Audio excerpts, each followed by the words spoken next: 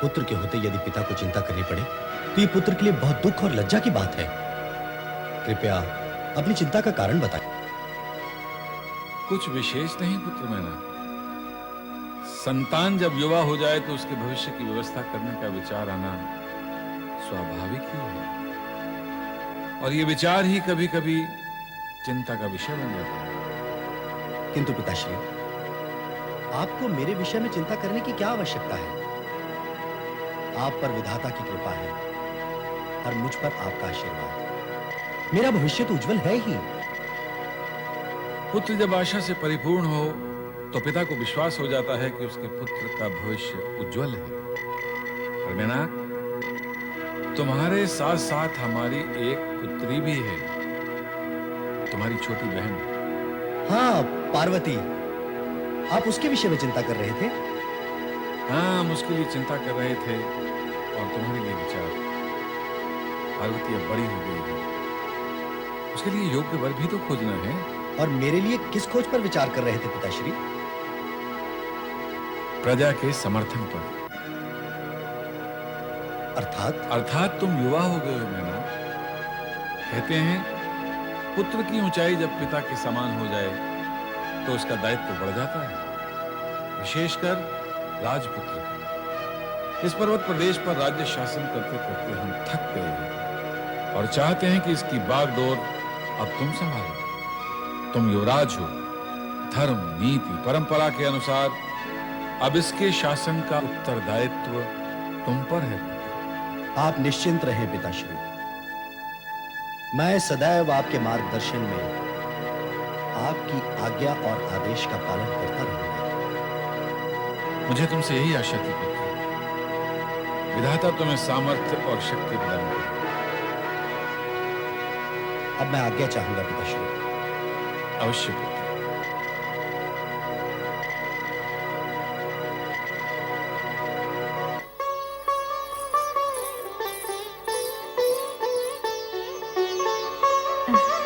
स्वामी, आप अकेले में क्या सोच सोच के मुस्कुरा रहे हैं? महारानी, आप कब आई? ये मेरे प्रश्न का उत्तर नहीं है स्वामी। ये मुस्कुराना तो प्रसन्नता का मुस्कुराना है महारानी। मैना की बात सुनकर मन गदगद हो गया। हमारा पुत्र बहुत ही बुद्धिमान और आज्ञाकारी है। पुत्र के गुणों पर मुग्ध हो रहे हैं आप, और पुत्री के विषय में क्या सोचा है आपने? उसकी शिक्षा पूर्ण हुई, अब वो सयानी और विदुषी हो गई है। उसके लिए हमें योग्य वर की खोज करनी है। महारानी, उसकी चिंता क्यों करती हो? तुमने स्वयं ही तो कहा है कि हमारी पुत्री विदुषी है, तो ऐसी योग्य कन्या के लिए वर पक्ष वाले स्वयं हमारे पास आएंगे। नारायण नारायण। हिमालय राज, आप तो ज्योतिष विद्या के भी ज्ञाता है। आपका स्वागत है देवऋषि। मेरा नमन भी स्वीकार करें देवऋषि। कल्याण भो। आइए देवऋषि। देवऋषि, आपने हमें ज्योतिषी कैसे बना दिया? ये गुण तो आपका है। महाराज, भविष्यवाणी जो अभी अभी आपने की है कि वरपक्ष वाले स्वयं आपके द्वार पर आएंगे। क्या ये संभव है?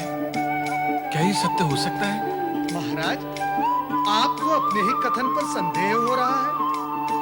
आपने किसी न किसी विश्वास के आधार पर ही तो कुछ कहा होगा ना? पार्वती की बुद्धिमत्ता के बल पर ही मैं समझता हूँ देवऋषि कि उसे निश्चय ही सुयोग्य वर मिलेगा। फिर भी माता पिता को चिंता लगी ही रहती है। अब आप ही पार्वती के भविष्य के बारे में बताएं। आप दोनों की चिंता व्यर्थ है। पार्वती का भविष्य उज्जवल ही उज्जवल है। जब तक योग्य वर की खोज पूर्ण नहीं होती, तब तक चिंता तो स्वाभाविक ही है ना देवऋषि। ऐसा वे ही करते हैं जिन्हें विधाता के लेख पर विश्वास नहीं होता। कन्या के भाग्य का लेख तो उसके जन्म के पूर्व ही लिख दिया जाता है।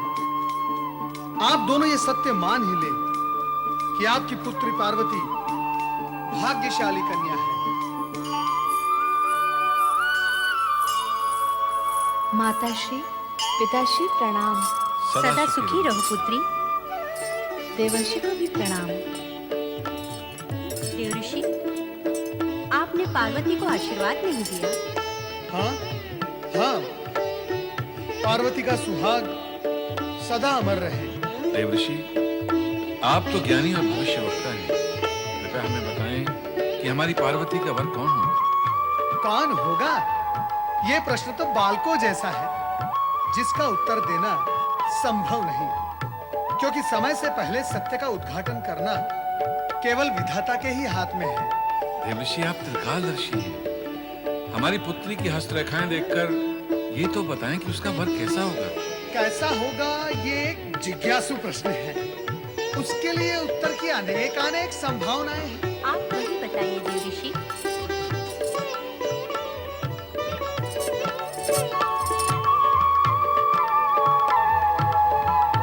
वो सब बताने में तो युग बीत जाएगा महारानी। युग बीत जाएगा? वर में असंख्य गुण हैं, कहां तक गणना करूंगा। प्रश्न यही है कि वर कैसा होगा। देवऋषि, कुछ तो गुण बताएं, हमें उसी से संतोष हो जाएगा। तो सुनो हिमालय राज, वर का सर्वप्रथम गुण है कि वो परम संतोषी होगा। उसे किसी भी सुख, संपदा और वस्तु के प्रति कोई भी आग्रह और आकर्षण नहीं होगा। ये तो साधारण गुण है देवऋषि। नारायण नारायण, इसे आप साधारण गुण कह रही हैं? ये सर्वश्रेष्ठ और असाधारण गुण है। कलयुग में ये एक गुण सभी गुणों पर भारी पड़ेगा। तब कन्या के माता पिता ऐसे ही वर की खोज में रहेंगे जो परम संतोषी होगा। आगे बताएं देवऋषि। पार्वती के होने वाले पति संपूर्ण जगत द्वारा पूज्य एवं सभी शक्तियों से और दिव्य शक्तियों से परिपूर्ण होंगे। क्या कोई देवता होगा? संभव है, संभव है, क्योंकि तनिक सी प्रशंसा से प्रसन्न होने वाले हैं। अर्थात प्रशंसा प्रिय होगा। हिमालय राज, प्रशंसा उसी की होती है जो उसके योग्य होता है। उचित कहा आपने। और नारायण नारायण, कहा था ना मैंने, उनके गुणों की गणना करते करते युग बीत जाएंगे। अब तक मैंने इतने गुण बताए, क्या संतुष्टि नहीं हुई? क्या ये पर्याप्त नहीं है? वर के विषय में जिज्ञासा तो होती ही है ना देवऋषि। हिमालय राज, वर का संतोषी, सभी गुणों से परिपूर्ण और जगत में सभी द्वारा पूज्य होना, क्या ये भी पर्याप्त नहीं? पर्याप्त है देवऋषि।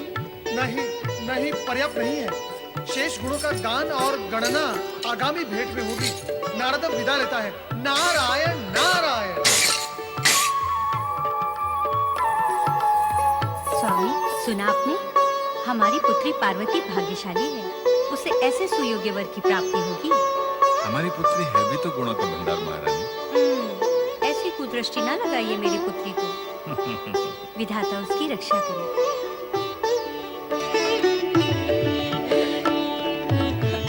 पार्वती, अब कुछ बोल ना। गूंगी बनी क्यों खड़ी है? अरे जया, कैसी निर्बुद्धि है तू? गुड़ खाकर भी गूंगा कभी कुछ बोलता है क्या? हाँ रे, गुड़ का मीठा मीठा स्वाद और आनंद भीतर ही भीतर लेता है। बहुत बोलने लगी हो तुम दोनों। ठीक है, अब हम कुछ नहीं कहेंगे, तू ही बोल। अच्छा, ये बता, देवर्षि ने हमारे होने वाले जीजा के कौन कौन से गुण बताए? क्या क्या बताया उन्होंने? तेरा विवाह कब होगा? वो कौन सी घड़ी होगी जब हमें तुम्हारे वियोग का दुख झेलना होगा? चल रे मूर्ख, ऐसे भी कोई पूछता है क्या? ये पूछ के दुल्हा राजा कब आएंगे और हमारी सखी पार्वती को दुल्हन बनाकर कब ले जाएंगे? जाओ, मैं तुम दोनों से बात नहीं करती। हाँ रे हाँ, अब तुझे समय भी कहाँ मिलेगा हमसे बात करने का? अब तो तू मन ही मन उनसे बात करती होगी। जया, अब तो हम दोनों ही बातें किया करेंगे। और उपाय भी क्या है? अभी से अभ्यास कर लेते हैं। अच्छा, अभ्यास करना है? करो अभ्यास। सखियों के संग खेल कूद और हास परिहास में पार्वती इस सत्य को सर्वथा भूल चुकी थी कि वो शक्ति का अवतार है। इसीलिए वो एक सामान्य कन्या की भांति भावी पति की छवि सदा मन में संजोए रहती थी। दूसरी ओर भयग्रस्त देवगण भविष्य की शंकाओं के निराकरण के लिए भगवान शिव की शरण में पहुंचते। शिवगण अपने स्वामी की पूजा अर्चना कर रहे हैं।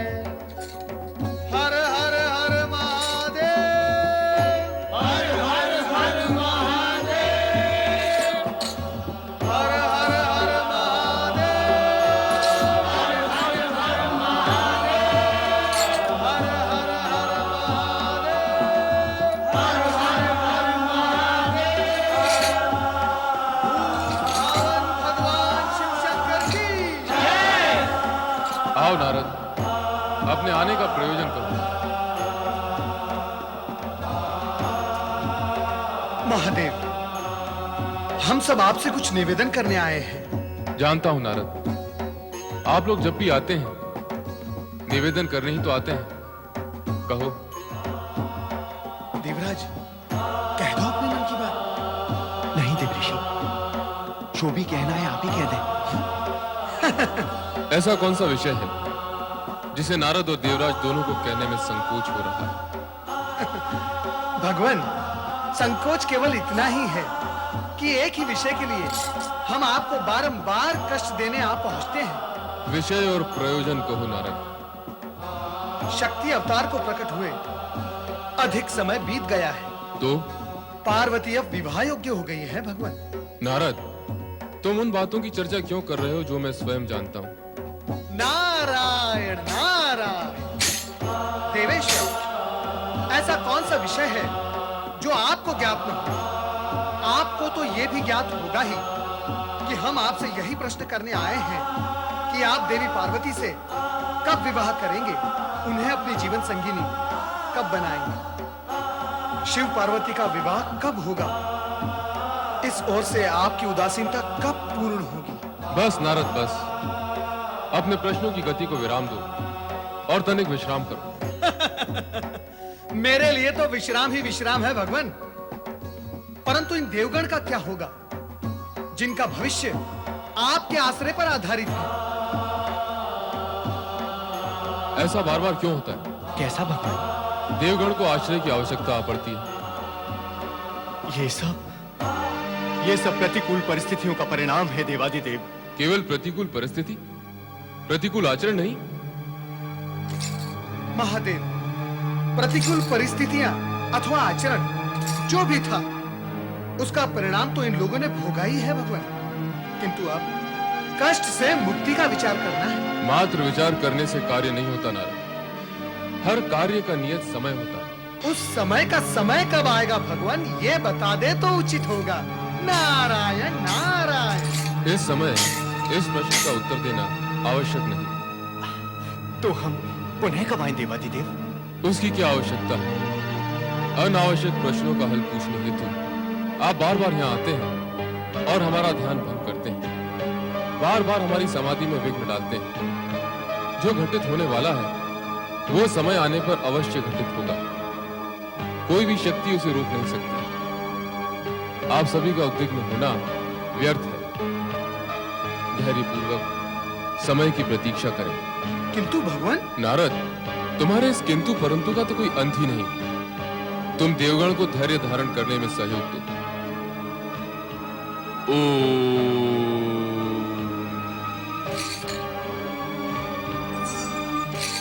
देवऋषि, नंदी, समय की प्रतीक्षा करो। परंतु देवऋषि।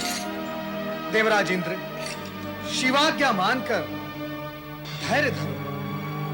नारायण नारायण।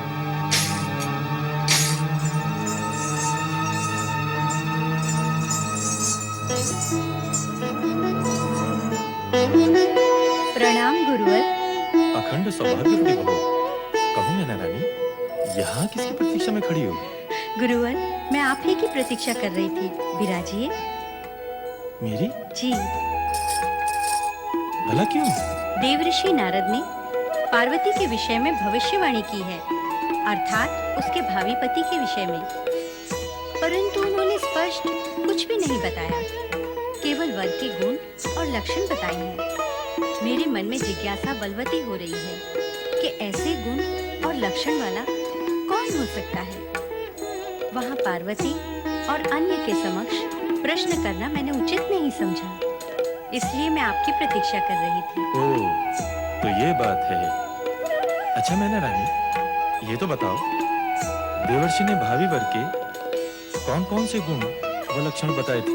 उन्होंने कहा था वो परम संतोषी होगा, संपूर्ण जगत द्वारा पूज्य और दिव्य शक्तियों से परिपूर्ण होगा।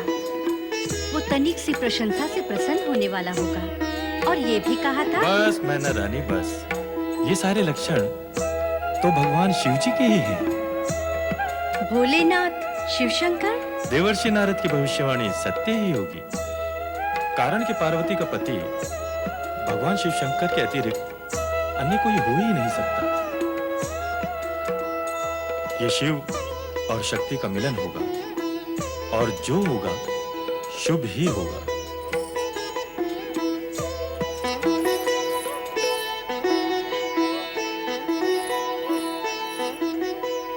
क्या हुआ महारानी? कहाँ क्या हुआ? तुम्हारे मुख पर और कहाँ? चिंता की रेखाओं ने तुम्हारे मुख को घेर लिया है। स्वामी, मैं आप ही के पास आ रही थी। मैं आपके पास आ गया। कहो क्या बात है?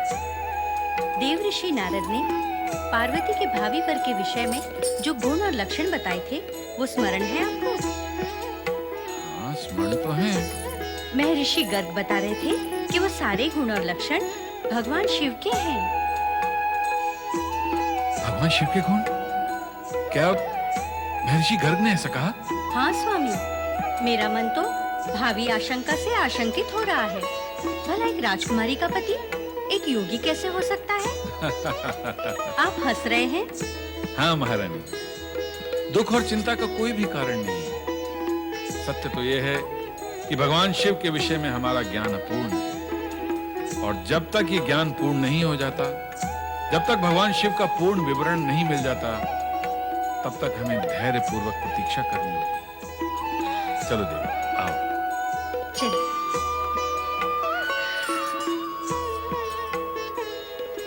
ओह, तो ये बात है, चुपके चुपके उनकी चर्चा सुनी जा रही है। कैसी चर्चा? किन की चर्चा? ले जया, बता इसे, हम उनके किन की चर्चा कर रहे हैं? अरे, जिसे पता है, जिसका मन अटका हुआ है, वो नहीं बता सकती, तो ये बेचारी जया कैसे बता सकेगी? तुम दोनों हर समय मुझे तंग करती रहती हो।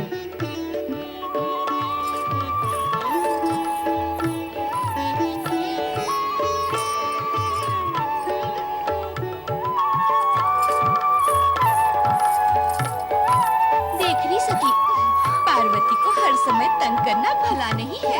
ठीक है, भविष्य में हम हर समय नहीं, कभी कभी तंग करेंगे, क्यों? ठीक है ना? फिर वही। अरे क्या फिर वही? भीतर मन में तो लड्डू फूट रहे हैं और ऊपर से स्वांग रच रही हो। सखियों से मन की बात छिपाना अच्छी बात है क्या? बोलना अच्छी बात है क्या? नहीं, तो फिर बताना। क्या? मन की बात?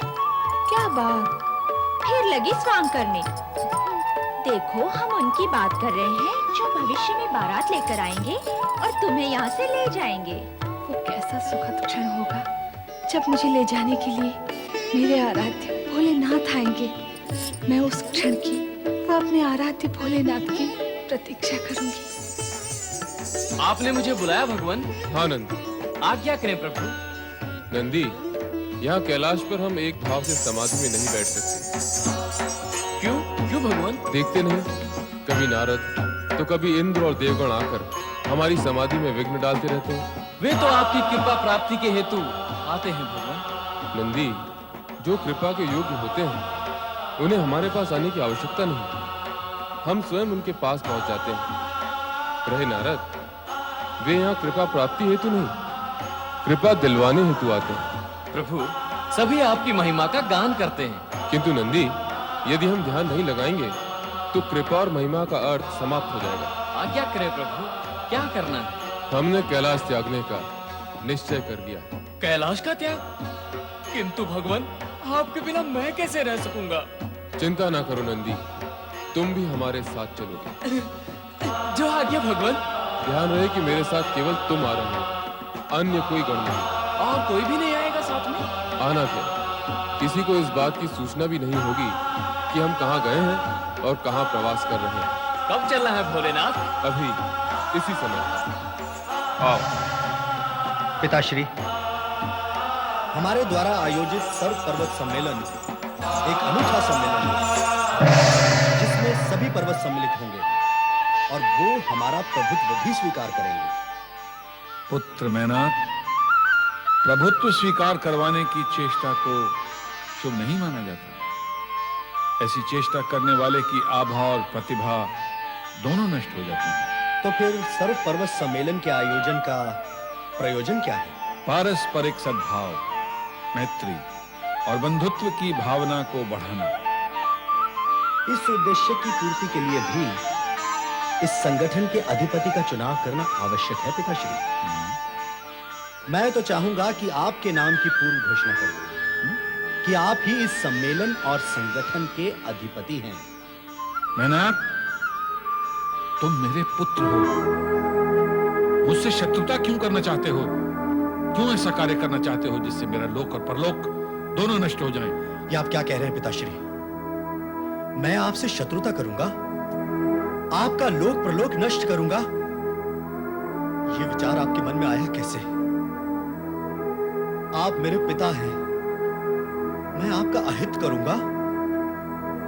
नहीं पिताश्री, कदापि नहीं। देखो मैनाक, पिता अथवा पुत्र, यदि उन दोनों में से कोई भी अपने पिता या पुत्र के लिए अनुचित और अनाधिकार रूप से, अनीति और अन्याय से प्रभुत्व, पद, अधिकार, संपत्ति या संपदा प्राप्त करना चाहता है, तो वह लौकिक और पारलौकिक दोनों ही दृष्टि से पाप का भागी कहलाता है। दोनों को अंत में असहनीय पीड़ा सहनी पड़ती है। इसलिए पुत्र ऐसे प्रभुत्व, अधिकार व पद से दूर ही रहना चाहिए जो अनाधिकार रूप से प्राप्त किया जाए। महाराज की जय हो। कैलाशपति शिव का दूत नंदी आपसे भेंट करने की अनुमति चाहता है महाराज। नंदी, कैलाशपति का दूत यहाँ? प्रतिहारी, उन्हें आदर सहित यहां ले आओ। जी महाराज। कैलाशपति शिव का दूत हमारे यहां किस प्रयोजन से आया है? भेंट करने पर ज्ञात हो जाएगा पुत्र।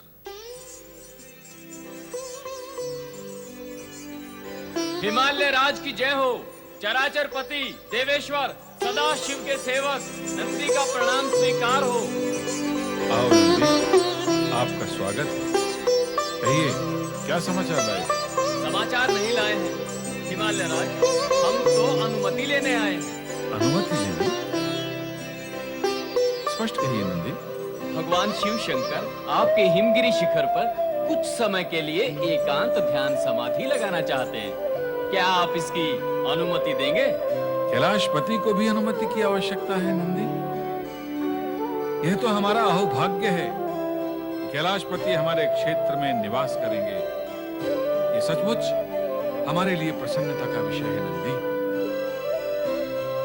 हमारी ओर से कैलाशपति को अनुरोध करें कि वे हमारे यहाँ अतिथि बनकर पधारें। हमारा समूचा परिवार उनके दर्शन से धन्य हो जाए। धन्यवाद हिमालय राज, मैं आपका संदेश कैलाशपति तक पहुंचा दूंगा। प्रणाम।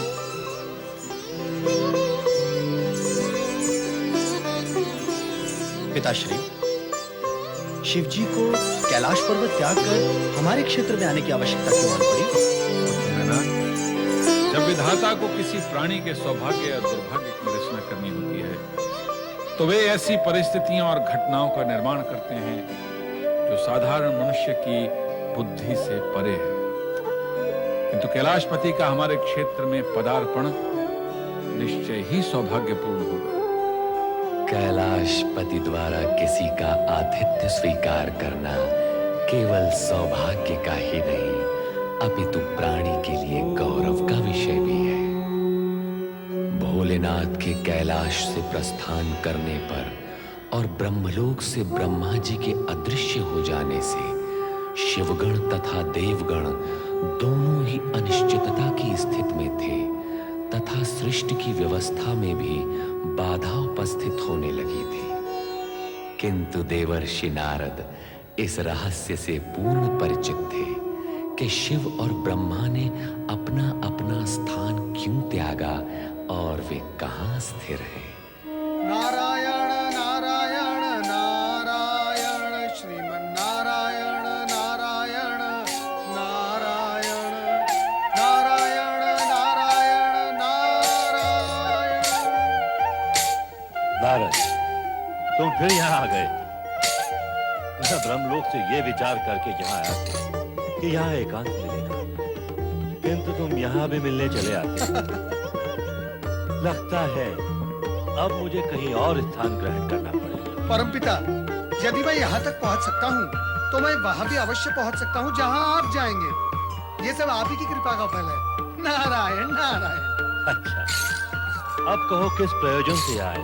परमपिता, प्रयोजन नया नहीं।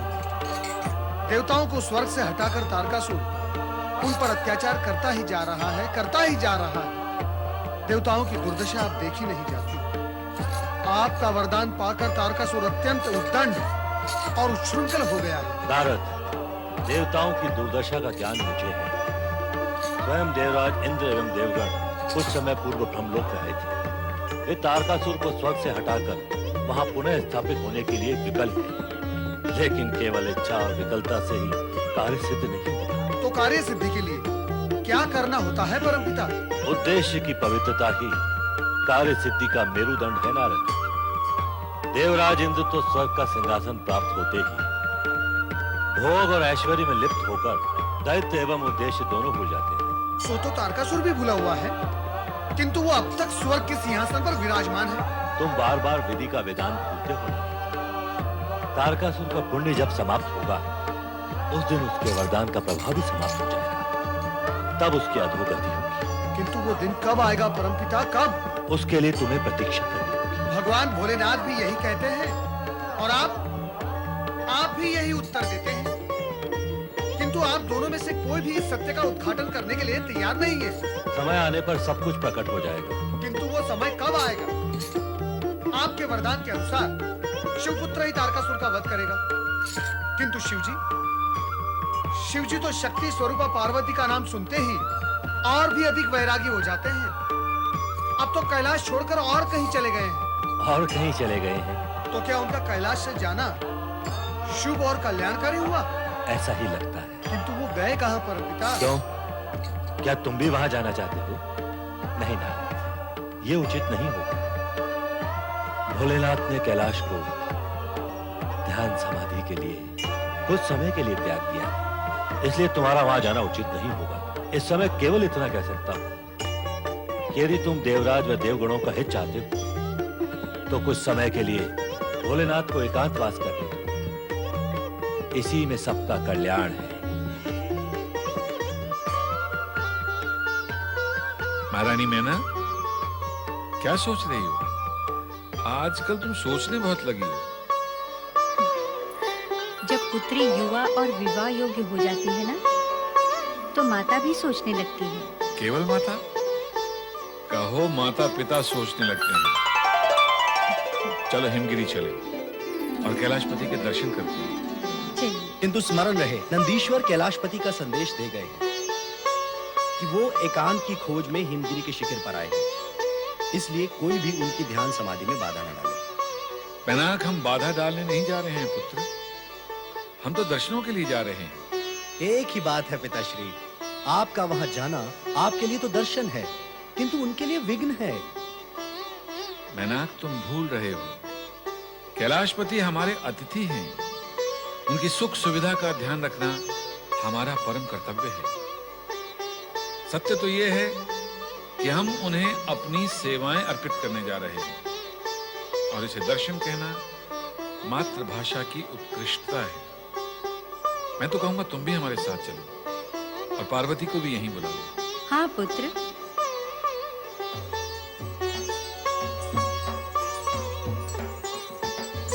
सुनो नंदी, आज्ञा करें प्रभु। तुम इस बात का पूर्ण रूप से ध्यान रखना कि कोई भी यहाँ आकर हमारी एकांत समाधि में विघ्न डालकर हमें बाधा न पहुंचाए। आप निश्चिंत रहें भोलेनाथ, मेरे होते हुए आपके समीप आने की कोई चेष्टा भी नहीं कर सकेगा। तुम कहते हो तो हम निश्चिंत हो जाते हैं।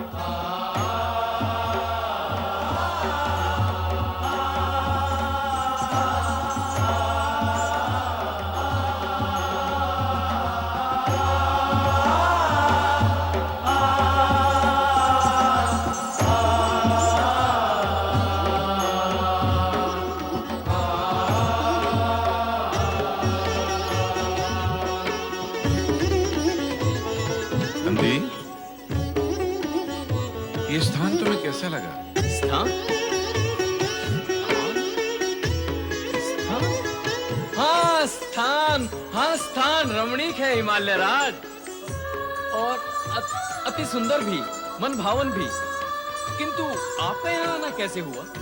हमने सोचा कैलाशपति महाराज शिव के दर्शन ही कर लें, इसलिए यहाँ आए। आपने जो सोचा उत्तम सोचा। आप दर्शन करने के लिए आए, सब परिवार आए हैं। हाँ, यहाँ सब जो आते हैं दर्शन के लिए ही आते हैं, समाधि लगाने कोई नहीं आता। समाधि? हाँ हाँ समाधि।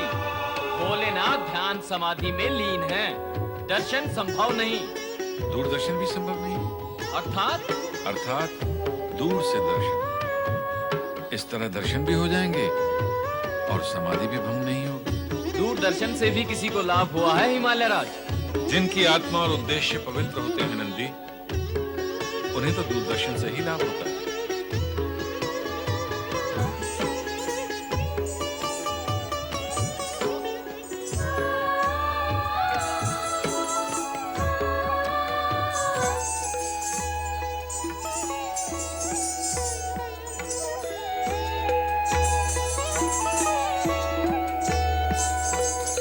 अब दूरी से क्यों, समीप से दर्शन होंगे।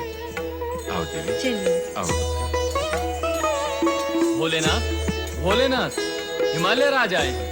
देवाधिदेव कैलाशपति भगवान शिव शंकर की